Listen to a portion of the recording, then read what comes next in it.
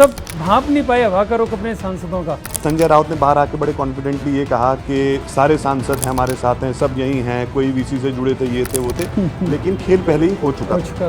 ममता बनर्जी के रहते हुए ये पार्टी डिसइंटीग्रेट कर जाएगी, वो भी इलेक्शन रिजल्ट निकलने के 15 दिन में डिसइंटीग्रेट कर जाएगी, ये शायद किसी ने भी नहीं सोचा था। पता चला कि टीएमसी में जड़ खोदने का काम सबसे पहले किसने किया? जब जब ममता बनर्जी के करप्शन या भ्रष्टाचार की बात होती थी, हमेशा फिराद हकीम का नाम पहले आता था। घोष बाबू वो कहते हैं कि अच्छा, अगर हम इस पार्टी से निकल के उस पार्टी में ज्वाइन कर लेते हैं तो क्या हम बच जाएंगे? बाद में जब गिरफ्तारी हुई तो बाद बोला यार मुझे बलि का बकरा बना दिए तुम लोग। देखिए, बंगाल में अगर एक बात देखी जाए तो आजकल लोगों को ईडी और सीबीआई से डरने लगता है। डर लोगों को इससे लगता है कि अंडे। पंचायत विद रिपोर्टर्स में आप सभी का स्वागत है। एक बार हमारी फिर से पंचायत लग चुकी है और इस बार पंचायत थोड़ी बड़ी है। जितनी संख्या रिपोर्टर्स की होती है उससे इस बार बड़ी संख्या में ये पंचायत बैठी है और विपक्ष के दो बड़े खेमे और दोनों ही खेमों में सेंध लग चुकी है। बंगाल में टीएमसी के सांसदों में जो बगावत की गूंज सुनाई दी, तो वहीं महाराष्ट्र में शिवसेना, जो उद्धव ठाकरे की शिवसेना है, उसके सांसदों का पलायन देखने को मिला। सवाल केवल इतना नहीं है कि सांसद टूट रहे हैं विपक्ष के, सवाल ये है कि क्या विपक्ष की राजनीति में भरोसे का संकट है? क्या इंडिया गठबंधन जो 2029 की लिए बड़ी बड़ी बातें करता हुआ नजर आ रहा है, वो पूरा बिखरता हुआ नजर आ रहा है? क्या ये सत्ता पक्ष की ताकत का नमूना है या कुछ और अंदर खाने ये जो क्षेत्रीय दल है इनके बीच में चल रहा है? तो आज पंचायत विद रिपोर्टर्स में इस पर भी चर्चा करेंगे और इसके साथ इन सांसदों को कैसे तोड़ा गया, कैसे इनके तेवर बागी हुए, इसके पीछे की सच्चाई क्या है, पीछे के किस्से क्या हैं, वो भी हम जानेंगे इस पंचायत विद रिपोर्टर्स में। तो सबसे पहले पायल, क्योंकि आप तो बड़ी नज़दीक से सब कुछ कवर करती आ रही हैं, क्या खबर, क्या ये कैसे टूटे? देखिए, एक बहुत लंबी कहानी कि ये कैसे टूटे, क्योंकि अगर लोग मानते हैं कि ममता बनर्जी हारने के बाद उनको तोड़ दिया, ऐसा होगा नहीं। मेरे ख्याल से बहुत लंबे टाइम से इस पे काम चल रहा था। अगर शिवसेना की मैं बात करूं तो शिवसेना ने करीबन 1.5 साल पहले से इसकी बात शुरू करी थी। करीबन 1 साल के पहले शिवसेना ने पहली बार एक सांसद को अप्रोच किया। उस सांसद का नाम अष्टिकर है। अष्टिकर ने सबसे पहले बोल दिया कि हाँ जी मैं आऊँगा। उसके बाद 6 महीने से 7 महीने तक बिल्कुल लगातार काम हो रहा है और अब तो इस बात को कहने में कोई शक नहीं है कि एकनाथ शिंदे के पुत्र जो हैं श्रीकांत शिंदे, इस पूरे रणनीति में इनके नेतृत्व में ही काम हुआ है। 2 कैबिनेट मंत्री भी रहे थे एकनाथ शिंदे जी की कैबिनेट से। उन्होंने काम किया, उन्होंने सारे सांसदों को मनाया। देखिए, जब तक हो या ना हो तब तक सबकी नर्व्स रहती है। उन्होंने बिल्कुल टाइट लिप रहे इस पूरे मामले में, जबकि लगातार हम बात करते रहते थे उनसे। पर 15 तारीख को, अगर मुझे याद है 15 तारीख का सही डेट है, तो उस दिन उद्धव ठाकरे अपने सांसदों की मीटिंग बुलाई थी। उस दिन के पहले से भी एकनाथ शिंदे के कैंप के पास 5 सांसदों के सिग्नेचर ऑलरेडी थे और वो तभी तक अपना मन बना चुके थे कि हमें जाना है। उद्धव भांप नहीं पाए हवा का रुख अपने सांसदों का। देखिए, उद्धव ठाकरे की ये प्रॉब्लम हमेशा रही है। अगर आप महाराष्ट्र में काम किया तो आपको पता होगा कि उनके बारे में लोग कहते हैं कि वो 12 बजे से पहले उठने वाले नहीं है। कई लोग ये भी क्रिटिसाइज़ करते हैं कि जब वो मुख्यमंत्री थे तो उन्होंने कोई पोर्टफोलियो भी अपने पास नहीं रखा था। तो वो brand of politics compare to prime ministers brand of politics, जहाँ पे सुबह शाम संडे सैटरडे हम सब काम करते रहते। प्रधानमंत्री तो खैर विदेश से आने के बाद भी लंबे लंबे टाइम तक मीटिंग वगैरह करते हैं। तो ये ब्रांड ऑफ पॉलिटिक्स शायद लोगों को नहीं पसंद आ रही। दूसरी बात यह है कि जो सांसद होते हैं, महाराष्ट्र बहुत बड़ा राज्य है यतेंद्र, सांसदों का काम अगर नहीं होता है तो भी वो परेशान रहते। तो उनसे ये भी अश्योरेंस दिया गया है कि आप करेक्ट खुद का। पायल, परेशान एक भाई भी हमारा, पहाड़ी भाई है अरुण, और गर्मी से बड़ा परेशान है। राजनीतिक गर्मी तो चलती रहती है। अरुण, क्या कुछ किस्से हैं आपके पास? देखिए, गर्मी तो खैर ये आपने ही ऐसी हालत की है। इतनी भरी गर्मी में 45 डिग्री टेम्परेचर है दिल्ली में और बाहर सेट लगा लिया। पंचायत तो ऐसी लगती है। आपने देखा नहीं गाँव में पेड़ के नीचे पंचायत लग गई या कहीं? नहीं, आप लोग, मैं ज्यादा देखता हूँ कि स्टूडियो में शूट करते हैं, तो इसी बहाने आप लोग भी बाहर आ गए थोड़ा ओपन में। हम लोग तो नहीं, मैं इस शो की बात कर रहा हूँ, तो अच्छा, जैसे पायल ने कहा, हाँ, क्योंकि एकनाथ शिंदे के जो बेटे हैं उनको बहुत ज़्यादा क्रेडिट जाता है। 1.5 साल से लगातार वो इसमें लगे हुए थे और बहुत इंटरेस्टिंग चीज़ है क्योंकि 15 तारीख को जो उद्धव ठाकरे ने जो बैठक बुलाई थी, जिसमें उसके बाद हमने देखा कि संजय राउत ने बड़ा ओपनली ये कहा कि सारे सांसद हमारे साथ हैं और 4 सांसद उस मीटिंग में थे और उन्होंने कहा कि बाकी जो रिमेनिंग 5 हैं वो वीसी के थ्रू जुड़े थे और उसमें जुड़े भी थे। लेकिन एक इंटरेस्टिंग चीज़ क्या हुई, क्योंकि उस मीटिंग में जो कई लोगों से हमारी बातचीत हुई तो ये निकल कर सामने आया कि जितने भी उसमें सांसद थे, जो कई लोग वीडियो कॉन्फ्रेंसिंग से जुड़े थे, उन लोगों ने वहाँ कस्में खाई। शिरडी से सांसद हैं तो उन्होंने जो है वो 8-10 बार कसम खाई साईं बाबा की कि मैं आपके साथ हूँ। उद्धव ठाकरे के? हाँ, जब उस मीटिंग में थे वो।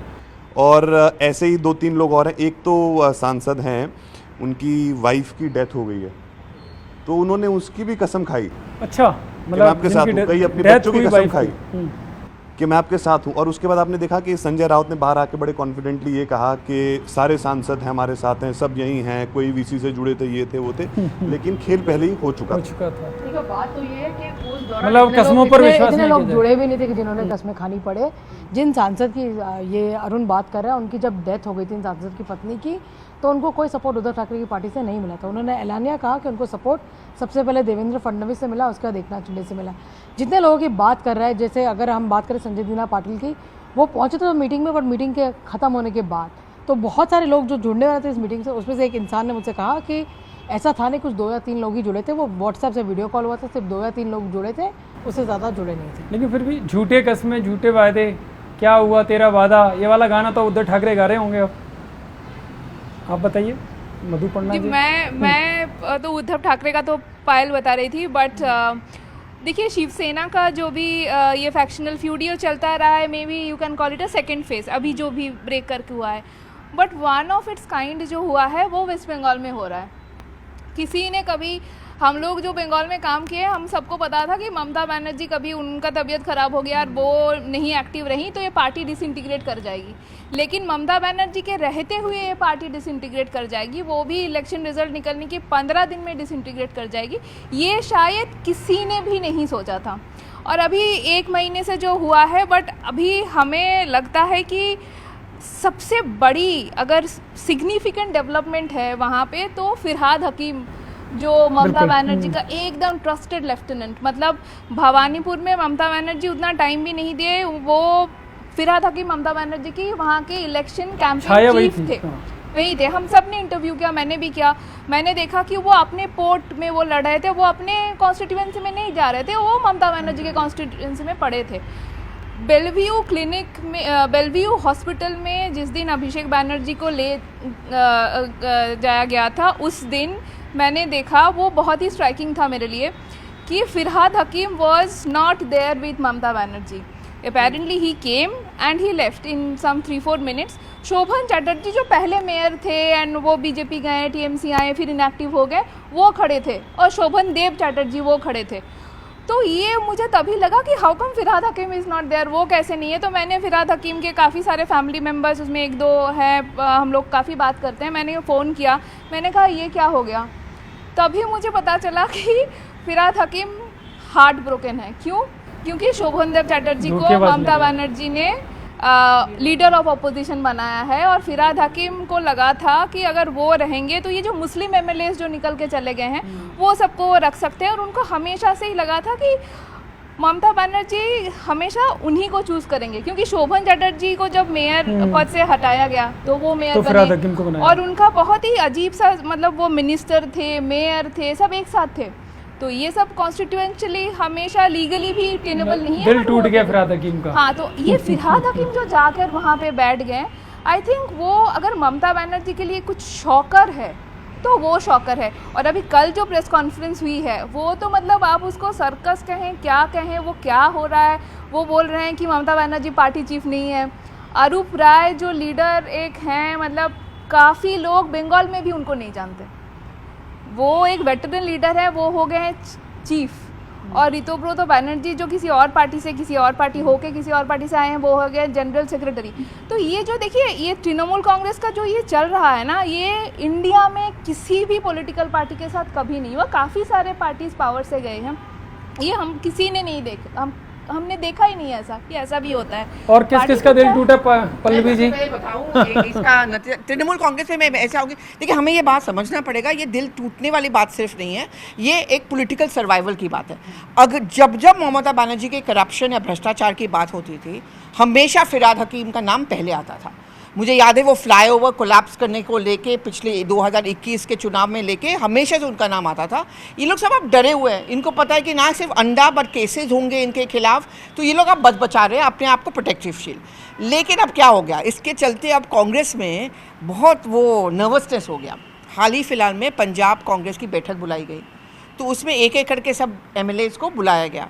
2-3 एमएलएज ने व्हाट्सएप का जवाब नहीं दिया, कुछ लोगों ने फ़ोन कॉल नहीं उठाया। भाई पंजाबी थोड़ा मस्त होते हैं ना, तो जिम कर रहा था कोई 1.5 घंटा से, तो इनको लगा भाई साहब कहीं ये तो तृणमूल वाला खेला तो नहीं हो गया हम लोगों के साथ। तो फ्रैंटिकली लोगों को भेजा गया, उनके ड्राइवर से कांटेक्ट किया कि साहब कहाँ हैं, फिर पता नहीं साहब तो जिम कर रहे हैं, उनको 1 घंटा और लगेगा।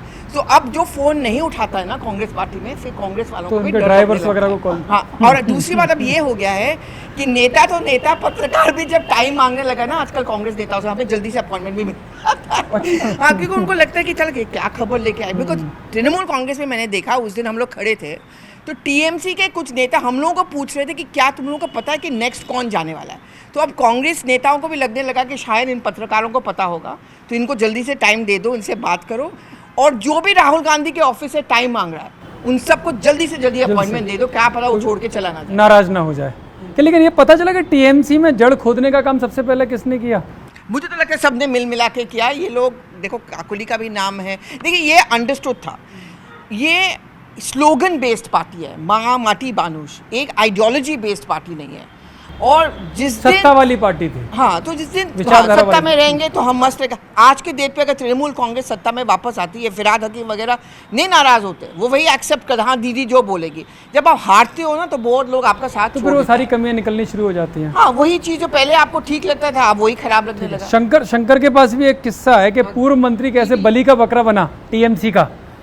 बलि का बकरा जो है एक बहुत इंटरेस्टिंग कहानी थी। दरअसल पश्चिम बंगाल में एक पूर्व मंत्री थे घोष बाबू, अभी कुछ समय पहले उनकी गिरफ्तारी हुई, तो उनको लगता था ईडी की क्वेश्चनिंग बहुत सख्त होती है, गए पूछताछ के लिए, तो लेकिन उनको जस्ट उल्टा देखे। ब्रेकफास्ट पूछा गया, क्या लेंगे, ब्रेकफास्ट, चाय, कॉफ़ी, दोपहर में लंच, अच्छी आप भगत बहुत में जो एक प्रोसेस होता है कि खान पान सब। तो उनको लगा कि यार ईडी में ऐसा नहीं होता है पूछताछ। वो गए एक बार, दूसरी बार, तीसरी बार, हर बार उससे बहुत अच्छे से जो एक प्रोसेस होता है किया जा रहा था। अचानक उनको एक दिन दोपहर में लगता है कि शायद इनकी गिरफ्तारी हो जाएगी। तो बाद में बोला, क्या आप लोग बलि का बकरा बना रहे हैं मुझे? बोला नहीं, कानून अपने हिसाब से काम खिला पिला रहे हैं, पहले खिला पिला रहे हैं। और ये शब्द उनके थे। हालांकि ये इस बात की जानकारी जो है बड़ा इंटरेस्टिंग था, जब कोर्ट में उनको पेश किया गया तो उन्हीं के स्टाफ वहाँ पर चर्चा करते हुए नजर आए।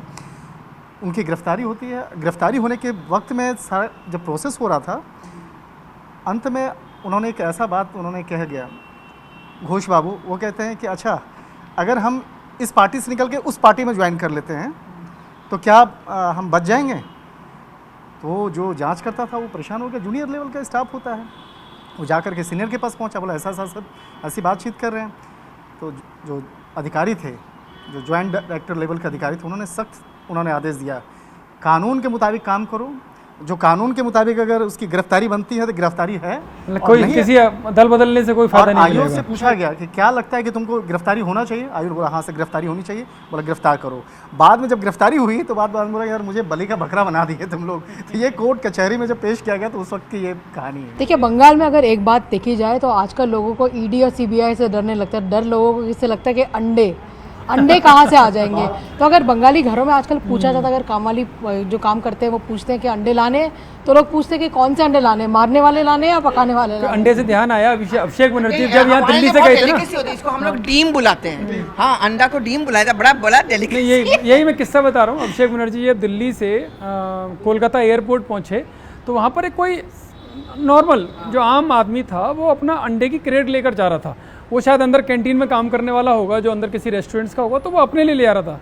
तो जो अभिषेक बनर्जी को जो रिसीव करने पहुंचे थे टीएमसी के कार्यकर्ता, उन्होंने सोचा कि ये भी अंडे फेंकने आ रहा है। वो उस पर पिल पड़े, उसके सारे अंडे छीन लिए, धरती पर फेंक दिए और उसकी पिटाई करी। बड़ी मुश्किल से वहाँ जो सुरक्षाकर्मी थे उन्होंने उसे बचाया और बताया कि भाई इतना भी डर ठीक नहीं है, ये यहाँ का रेस्टोरेंट में काम करने वाला बंदा है। लगता है बंगाल है, बंगाल का जो कलकत्ता एयरपोर्ट है उसको वेजिटेरियन डिक्लेयर करना पड़ेगा।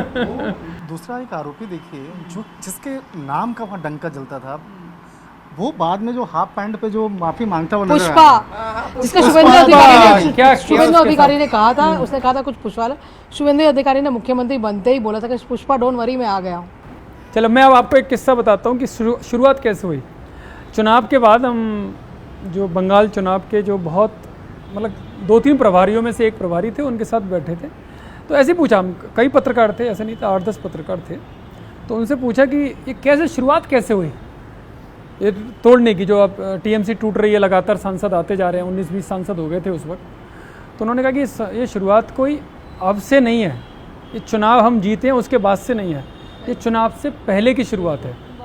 तो उन्होंने बड़ा खुलासा किया कि उस वक्त भी 4 से 5 सांसद हमारे संपर्क में आ चुके थे। जो ममता बनर्जी का जिस तरह से मुस्लिम तुष्टीकरण चल रहा था, जिस तरह से भ्रष्टाचार चल रहा था, आरजी कर जो मामला हुआ, उससे लोग बेहद खफा थे और खासकर उसकी पार्टी के सांसद थे। उसमें सबसे अहम नाम उन्होंने लिया, जो मैं लूँगा, जो सबसे पहले संपर्क में आया वो थी काकोली घोष।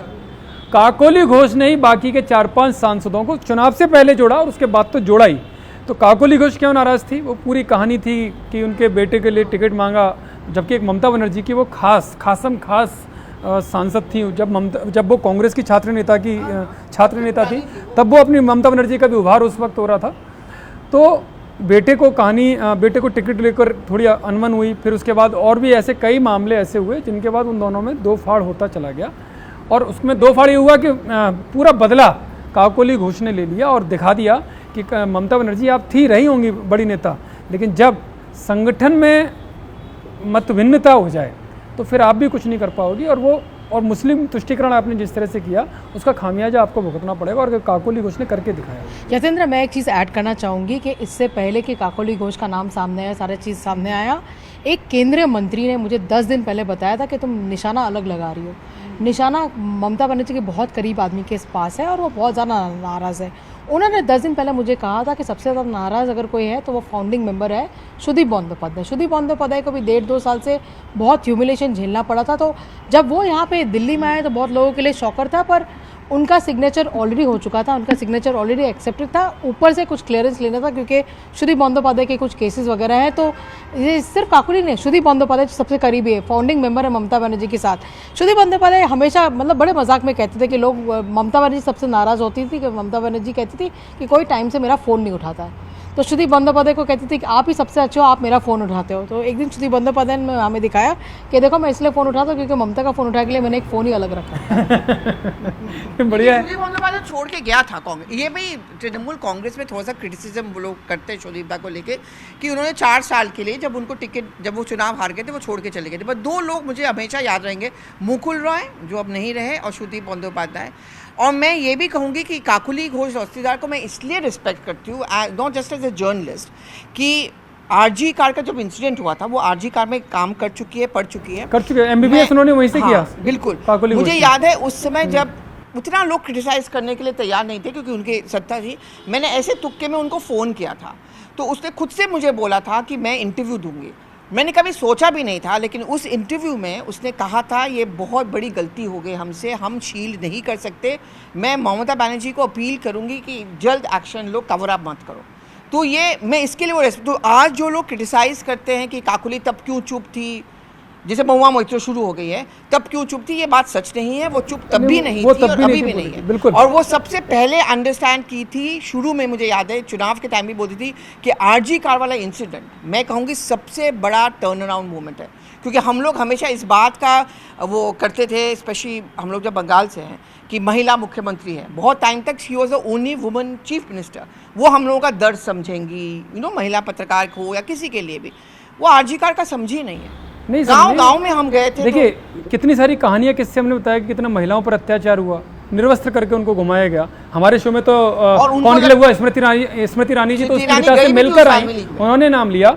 राजस्थान के सीपी जोशी हैं, वो चुनाव में प्रभारी थे, मतलब मैनेजमेंट संभाल रहे थे, वो भी काफ़ी जगह गए, काफ़ी लोग उनके पास आते थे, तो उनके पास भी ऐसे कई सारे किस्से थे।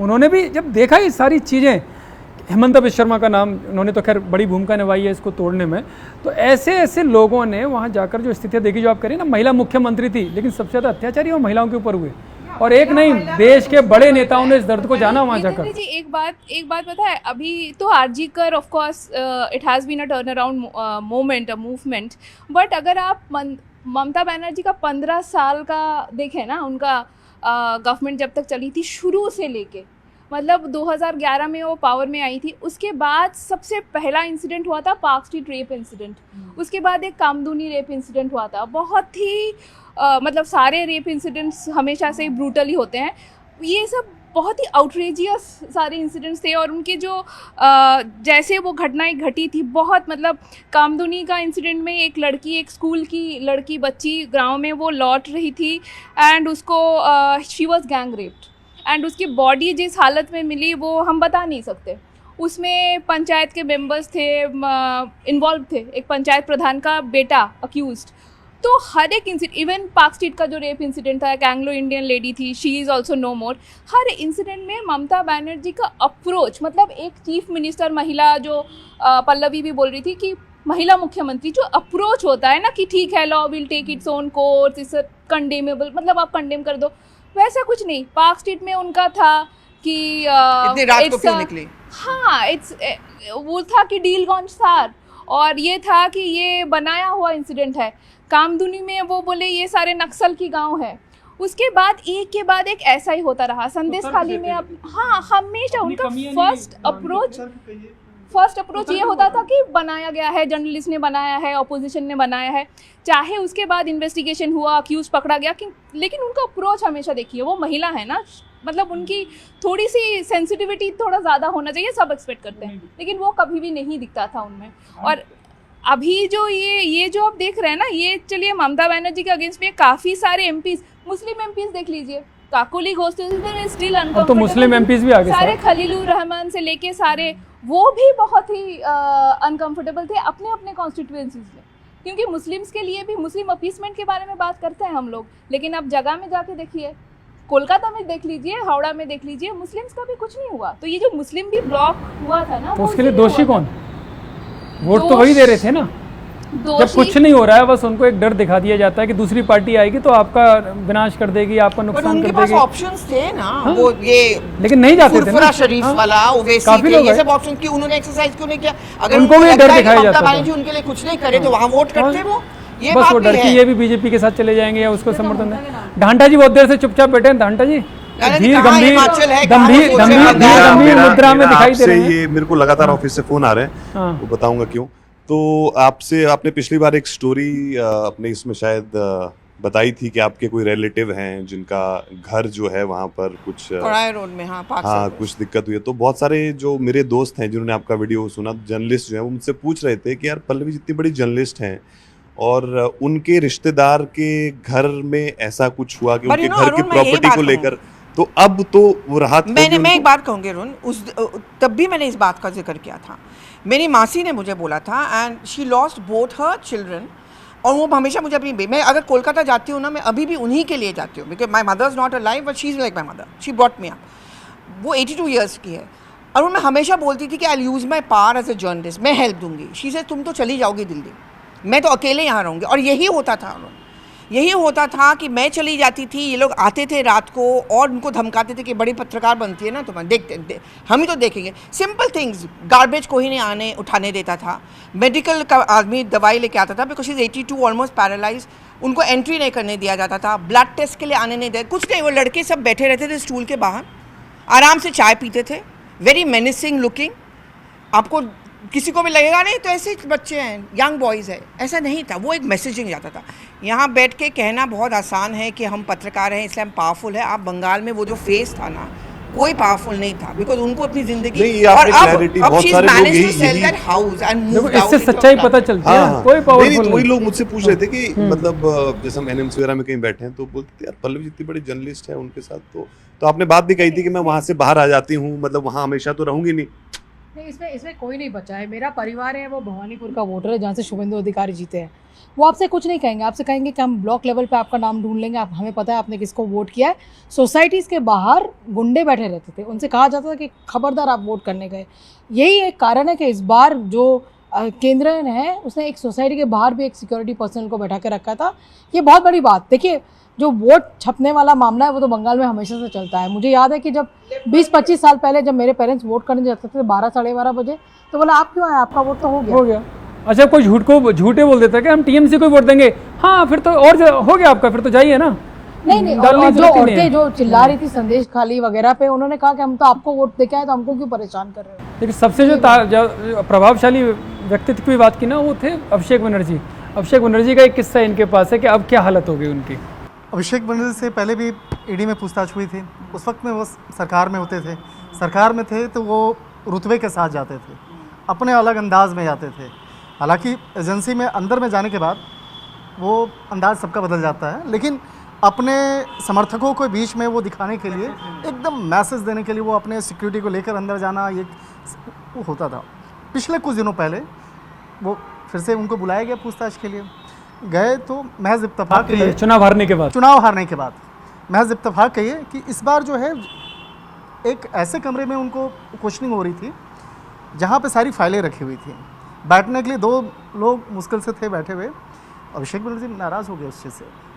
एक जूनियर लेवल का जो मेरा सोर्स है वो मुझे बता रहा है कि अभिषेक बनर्जी नाराज़ हो गया कि मुझे इस छोटे से कमरे में क्यों बैठा रहे हो, वो बड़ा वाला कमरा जो पहले था उसमें क्यों नहीं बैठाया, वो एसी और सब कुछ। तो पहले तो 15 मिनट बाहर बैठा है, तो जिस दिन 10 मिनट 15 मिनट पहले जब बाहर बैठे, जिस जगह पे बैठे हुए थे, तो जनरली जो भी आते हैं पूछताछ में वहाँ बैठे, उसके बगल में जो स्टाफ है, जो मेरा एक सोर्स भी था, वो बैठ करके अपने मोबाइल पे गाने बजा रहा है और मस्त हिंदी गाना अच्छे से बजा रहा है। और अभिषेक बनर्जी इरिटेट हो रहे हैं कि बगल में बैठ करके बंदा मुझे पहचान नहीं रहा है। और नहीं पहचानता, छोटे लेवल का आदमी कौन पहचाने कौन अभिषेक। वो गाना बजा रहा है, वो कहे गाना बंद करो, तो चुपचाप तो डर के मारे वो बंद कर दिया। जब अंदर गया क्वेश्चनिंग के लिए तो नाराज़ हो गए साहब कि भाई हमारा बड़ा कमरा होना चाहिए, पूछताछ के लिए सारी व्यवस्था होनी चाहिए। बाद में मेरा सोर्स जो उस पूछताछ की प्रक्रिया में हिस्सा था, वो बोल रहा सर अब सब कुछ बदल चुका है, समय बदल गया है, वक्त बदला है, अब मैं इत्तेफाक। देखिए, हम बंगाल के बारे में बात करें, पर अभी फ्लेवर ऑफ द सीजन तो महाराष्ट्र है। महाराष्ट्र में बहुत सारे लोग कह रहे हैं कि अभी ऑपरेशन टाइगर पूरा नहीं हुआ, operation tiger is on pause. और यहाँ पे ये भी बात की जाती है कि बकरे की माँ कब तक खैर मनाएगी, आज तेरी बारी कल मेरी बारी। वहाँ पे अब ये चलने लगा कि उद्धव ठाकरे जी का तो हो गया, अब सुप्रिया सुले की पार्टी की बात थी, ये भी बात चलती रहती है। एक किस्सा मैं बताना चाहूँगी कि इस दौरान जब शिवसेना के सांसद कब आएंगे नहीं आएंगे पता नहीं था किसी को। एकनाथ शिंदे जी दिल्ली आए तो लोगों ने चला के दिल्ली आए, पर वो चले गए जयपुर। ऐसे ऐसे कलाकार हमारे बीच में, उन्होंने उनके फ्लाइट को ट्रैक भी कर लिया कि वो जयपुर पहुंच गए, पर जयपुर से कहीं और पहुंचे एकनाथ शिंदे जी, वो किसी ने नहीं रिपोर्ट किया। और शायद सुबह 7:30 बजे के समय वो जाकर, उनके जो सांसद हैं वो लोकसभा स्पीकर को शायद जाके मिले। उस दौरान उनके एक सांसद को मैंने बार बार फ़ोन किया, उस सांसद ने मुझे बोला कि मैं तो हूँ ही नहीं, ना मैं दिल्ली में हूँ ना मैं मुंबई हूँ। तो मुझे कहा कि तू मुझे वीडियो कॉल कर ले। मैंने वीडियो कॉल किया तो उन्होंने देखा कि अपना एक फ्रेम बना रखा था कि वो किसी हिल स्टेशन पे बैठे हुए थे। उन्होंने ये भी इंतजाम कर दिया कि मैं एप्पल यहाँ पर रख देता, तो देख मैं एप्पल खा रहा हूँ, एप्पल कहाँ दिल्ली या बॉम्बे में मिलता है। तो ये भी इस तरह की सीक्रेसी भी मेंटेन की है। आप ऑफिस के ग्रुप में भी आप डाल रहे थे कि वो यहाँ नहीं है वहाँ नहीं है, जबकि खबरें कुछ और चल रही हैं। लायन पायल का जो इन्फो वो दिख रहा था, वो सारे मीडिया वालों ने दिखा दिया था कि सब यहाँ आ गए हैं, बहुत सारे सांसद शिवसेना के जो बागी हैं, जबकि कोई आया भी नहीं था, ऐसा भी था। अरुण भाई कुछ कहेंगे आप इस पर? आपने तो बड़ा उस दिन कवर भी कर रहे थे आप, अब तो आंधी आ ही रही है इंडिया गठबंधन। हिमाचल में कुछ ऑपरेशन होगा? हिमाचल में तो ऑपरेशन की जरूरत ही नहीं है। वैसे ऑपरेशन की हिमाचल में कोशिश हुई थी जब ये नई सरकार बनी थी कांग्रेस की वहां पर, और उसका हमने हर्ष महाजन जब राज्यसभा के कैंडिडेट बनाए गए था कि अभिषेक मनु सिंघवी जैसा आदमी जो है वो हिमाचल से नहीं जीत पाया था, जबकि कांग्रेस के पास मेजोरिटी से बहुत ज्यादा नंबर थे। बिल्कुल वो अलग विषय। लेकिन हाँ, पायल ने कहा कि बहुत सारी खबर ऐसी भी चल रही थी कि जैसे एकनाथ शिंदे जब दिल्ली एयरपोर्ट पे आए तो बहुत टाइम तक वो दिल्ली एयरपोर्ट पे वेट कर रहे थे कि वो सब लोग दिल्ली मुंबई से आएंगे दिल्ली। तो उसके बाद वो जयपुर चले गए। उसको लेकर भी कई खबरें चली कि वहाँ स्पीकर से मुलाकात की उन्होंने, क्योंकि ओम बिरला भी, बहुत सारी चीज़ें उस समय पे चल रही थी कि कैसे हो रहा है। और उस समय 5 शायद जो सांसद हैं उन्होंने साइन कर लिए थे, एक आधा कोई सांसद जो है वो शायद नहीं किया था, तो वो क्लियरेंस नहीं मिला था। हाँ बिल्कुल, एकनाथ शिंदे जी भले ही कहीं पे भी चले गए, चाहे वो जयपुर गए कहीं और गए, अलग अलग विमानों से 2-3 लोग आए थे। इसमें से एक विमान पुणे से आया था, एक विमान कहीं और से आया। और देखिए कितना सीक्रेट ऑपरेशन था। यहाँ पे आए, लोकसभा स्पीकर से मिले, साइन किया, उसके बाद कोई तिरुपति चला गया, कोई चेन्नई चला गया, कोई और चला गया। इस तरह से 6 के 6 सांसद कहीं ना कहीं जरूर चले गए थे। चलिए, एक मुझे इस तूफान से पहले कहते हैं ना कि जीत अभी हुई है, लेकिन उसकी नींव कैसे रखी गई। अगर छेड़खानी या धांधलेबाजी नहीं होती ना तो पिछले चुनाव में ही बीजेपी बहुत अच्छा बंगाल में चुनाव परिवर्तन कर सकती थी। उसका एक किस्सा बताता हूँ। विश्वास सारंग है, मध्य प्रदेश के कैबिनेट मिनिस्टर हैं, बड़े दिग्गज नेता माने जाते हैं वहाँ के। पिछले चुनाव में उन्हें भी कई सारी सीटों का प्रभारी बनाया गया था। सिंगूर में शाम को वो एक जनसभा कर रहे थे, वहाँ उनका भाषण चल रहा था, तभी खबर आती है, क्योंकि लिस्ट जारी हो गई थी, केंद्रीय चुनाव समिति बीजेपी ने लिस्ट जारी कर दी थी, और वहाँ पर जो टीएमसी का पूर्व नेता था उसको वहाँ से बीजेपी ने टिकट दे दिया। जैसे ये खबर उस जनसभा में फैली, लोगों ने हंगामा करना शुरू कर दिया, बवाल करना शुरू कर दिया, और केवल हंगामा बवाल नहीं, लोग रोने लग गए। ये उस वक्त की अगर आप वीडियो देखेंगे तो लोगों के रोने की तस्वीरें आई थी कि जिन लोगों के खिलाफ हम लड़ते रहे उसी को आपने पार्टी में शामिल कर लिया। और हद यहाँ तक हो गई कि उन्होंने विश्वास सारंग को बंदी बना लिया, जो वहाँ कमरा था उसमें बंद कर दिया, लेकिन उनके साथ बदतमीजी नहीं की, क्योंकि वो इमोशनल लोग थे, जो बीजेपी के लोग थे बड़े इमोशनल थे, और नारेबाजी करने लग गए, वहाँ रोने लग गए, वहाँ मतलब जो जो बवाल हो सकता था वो होने लग गए। विश्वास सारंग को फ़ोन करना पड़ा गृह मंत्री अमित शाह जी के पास कि भाई ऐसे ऐसे साहब ऐसे ऐसे हो गया और आप बचाइए। तो उन्होंने फिर वहाँ के लोकल लोगों से बात की, संघ के वरिष्ठ पदाधिकारियों से बात की, स्वयं सेवकों को भेजा गया, तब जाकर उनको मनाया गया। रात के 1:30 बज गए थे, 1:30, उनको बड़ी मुश्किल, मतलब इतना इमोशनल थे वो लोग, उन्होंने कोई गाली गलौज नहीं की, कोई बदतमीजी नहीं की। तो इससे पता चलता है संजय राउत को तो गाली गलौज होती। गाली गलौज की बात करें, संजय राउत ने एक कुछ गालियों का इजाफा किया है, कुछ गालियों का इन्वेंशन किया है जो महाराष्ट्र में गालियां नहीं है। बिल्कुल, और ऐसी ऐसी गालियां वो लेकर आते हैं और उसको भी जस्टिफाई करते हैं वो कि देखो ये हमारे यहाँ तो ऐसे ही बोला जाता है आम बोलचाल में, और इसको बीप करने की भी ज़रूरत नहीं है। तो ये स्थिति है। शंकर कुछ कहना चाह रहे हैं? नहीं, ऐसे राजनीतिक किस्सों की बात हो रही थी। मध्य प्रदेश की एक कहानी है, और मध्य प्रदेश में क्या हुआ कि कई बार होता है कि जब एक वहाँ के कांग्रेस के नेता थे, उनके यहाँ पे सर्च हुआ, और बड़ा इम्पोर्टेंट आदमी है वहाँ मध्य प्रदेश की राजनीति में। जब सर्च हुआ तो उसके बाद वहाँ पर जब वहाँ पे टीम पहुँची, देखा यार कुछ मिला नहीं, तो मिला नहीं, तो उसके बाद सब निकल के जाने लगे, सारे जांच अधिकारी सब निकल के जाने लगे। इसी बीच में उस अधिकारी से जुड़ी हुई एक महिला जो थी, उन्होंने साहब को फ़ोन कर दिया कि सब तो जा रहे हैं यहाँ से, कुछ मिला नहीं। बोला पक्का कुछ नहीं मिला? बोला नहीं कुछ नहीं मिला, जा रहे हैं। और सुनो, वो बेसमेंट में भी नहीं गए वो, लेकिन उनको नहीं पता था कि इन्वेस्टिगेशन चालू है, चल रहा है इन्वेस्टिगेशन। उसी बीच में फिर बाहर निकलते हैं, उसके बाद ईडी की टीम फिर वापस आती है, और आने के बाद उसी बेसमेंट में फिर जाते हैं, और वहाँ से करोड़ रुपये की बरामदगी होती है। और इन्वेस्टिगेशन अब वो इसमें कुछ इन्वेस्टिगेशन अब आगे दायरा बढ़ा है, तो अभी आने वाले दिन में और कई ऐसी महत्वपूर्ण जानकारी मिलेंगी। चलिए, आप कुछ कहना चाह रही हैं? नहीं, मैं सिर्फ एक ऐड करना चाह रही थी, जो गाली की बात हो रही थी, तो जैसे कि पायल कह रही थी कि संजय राउत का जो भी प्रेस कॉन्फ्रेंस था वो हम सब ने देखा, वो बोल भी रहे हैं कि बीप नहीं करने की ज़रूरत है। बंगाल में ऐसे गाली तो कोई ऐसे उस हिसाब से नहीं देते ओपनली, तो कभी किसी भी पॉलिटिशियंस ने कोई भी गाली किसी का निकल गया, ऐसे नहीं होता है, जनरली नहीं होता है।